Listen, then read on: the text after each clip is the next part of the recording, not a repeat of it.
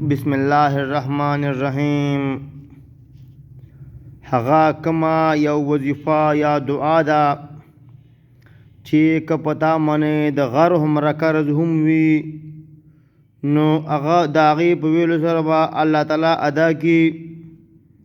هغه وظیفه او دعا دا ده: اللهم اکفنی بحلالک عن حرامک واغننی بفضلک عمن سواک. د دې ترجمه دا ده: الهی حاجتونه پوره کړي زما د حلال روزینا او بچ کړي ما د حرامونه او بے پروا کې ما یعنی په خپل فضل سره ما سوا دستانه. الله تعالی دې موږ لا په قرآن او په حدیث باندې د عمل کولو توفیق نصیب کړي. آمین. السلام علیکم ورحمۃ اللہ وبرکاتہ.